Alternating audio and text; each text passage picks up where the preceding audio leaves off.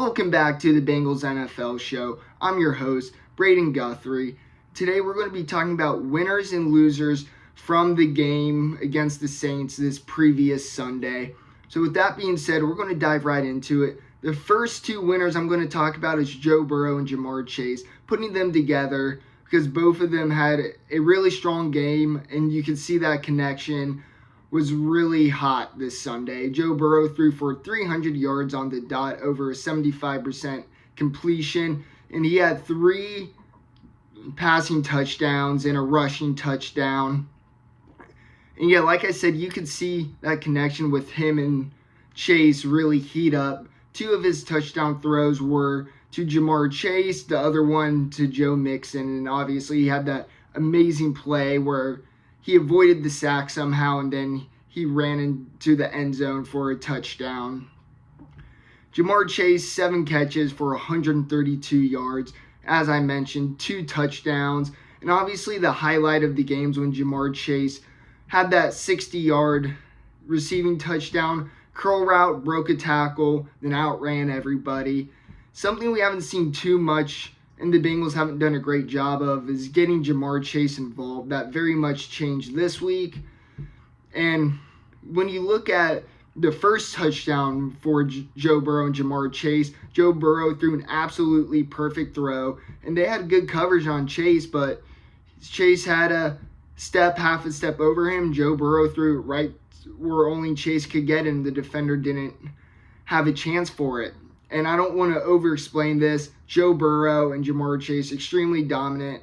And we're seeing that connection and chemistry heat up this week. So hopefully that will continue to heat up. And staying on the offensive side, another winner is Tyler Boyd. He had 6 catches for 66 yards. And he was just being good old reliable Tyler Boyd.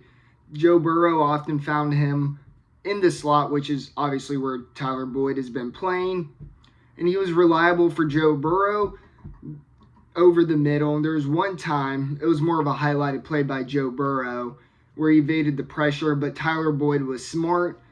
He went off his route knowing that the play was basically broken. So he got into a position where Joe Burrow could find him. That was a really smart play by Tyler Boyd.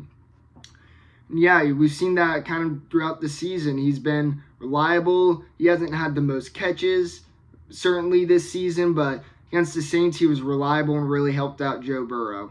And another winner on the offensive side, or I should say winners, is the whole offensive line. Throughout the season, we've seen this offensive line finally gel, finally have chemistry.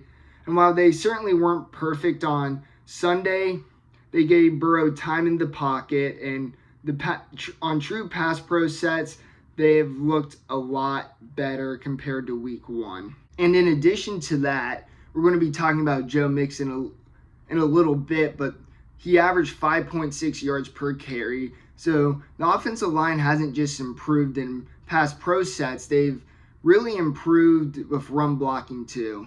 Going to the defensive side of the ball, I have 2 winners for the defense, that being Sam Hubbard and Jermaine Pratt. Starting off with Hubbard, he doesn't have the sexiest stats, but he played a phenomenal game. He obviously got a half a sack on the 3rd down play, as did B.J. Hill, but that's not why Hubbard's a winner. Hubbard was one of the few defenders that played really well against the run. And that's kind of his specialty. He's more of a run stopper than a true pass setter, but you see a lot of containment from him. The Saints tried to cut outside a lot, but he made Kamara cut inside. Obviously, that didn't always work in the Bengals' favor as Kamara ran all over us, but Hubbard did his job, unlike a lot of the other people on the defense. So I think Hubbard deserves more recognition than he's receiving, and he overall played a great game. Jermaine Pratt is also another winner of this game. And that is for a few different reasons. He had 14 tackles. He was all over the field. Granted, there was a few times where it was because a player was downfield and he caught up. But Pratt was certainly not the issue in the running game. His coverage was really good and he played really well in that area. With Logan Wilson out, Jermaine Pratt showed that he can step up. And him being linebacker one this upcoming game against the Falcons, I think he proved that he will be reliable and he will indeed step up. Now, unfortunately, there are losers from this game. And we're going to stay on the defensive side. And my two losers there, the obvious one, Eli Apple, and the other being Lou Anarumo. And Lou Anarumo's a slight loser. I'll explain that. But Eli Apple, I think, speaks for himself. Yeah, he had a few good plays. He put the hit stick on a rush on Kamara. And he also broke up the pass on the 4th and 17 to end the game. But for the most part, he was a liability in coverage. This was supposed to be like a revenge game for him, but he was getting beat by backup receivers consistently throughout the game. Part of the reason why the Saints offense were having those very long drives. And it was a bit uncharacteristic. The media will tell you that Eli Apple sucks, but he's been a reliable guy for the Bengals for the most part. But on Sunday, he certainly was not. Now, for the other person, like I said, Lou Anarumo, like I said, slight. Because for one, the main part is he just didn't have any answers for the Saints offense. He was really just being outcoached the whole game. And yeah, part of it is players, for example, like Eli Apple. And that shouldn't always be on the defensive coordinator in general, the NFL.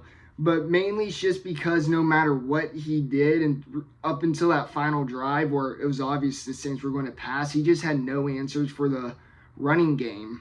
And normally Lou's been great all year, and I'm still very confident that he's going to call a great game against the Falcons. And like I said, this is a small loser because Lou Anarumo has really impressed me over these few years, but Sunday was certainly not his best coached game.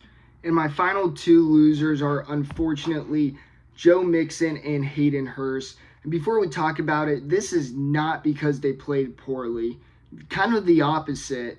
It's the lack of involvement they had in the game. Joe Mixon only had 8 carries that went for a total of 45 yards. So statistically, that's not bad. That's 5.6 yards per carry. But it's just the lack of involvement. Same with Hayden Hurst. Only 3 catches for 21 yards. And when you have a really well-played offensive game and their lack of involvement, that's not concerning, but it's noticeable. Both of them, Joe Mixon and Hayden Hurst, early in the game had nice one-handed catches that kind of bailed Joe Burrow out. And Mixon had that receiving touchdown inside the 10. So, yeah, they didn't play poorly at all. And I was really happy to see Joe Mixon have that receiving touchdown. But when you look at it from the bigger picture, them not being that involved doesn't cause concern, but it does at least make you think a little. And then the Bengals' high-scoring offensive game, is this going to keep going, or are they going to keep rushing less and have Hayden Hurst less involved?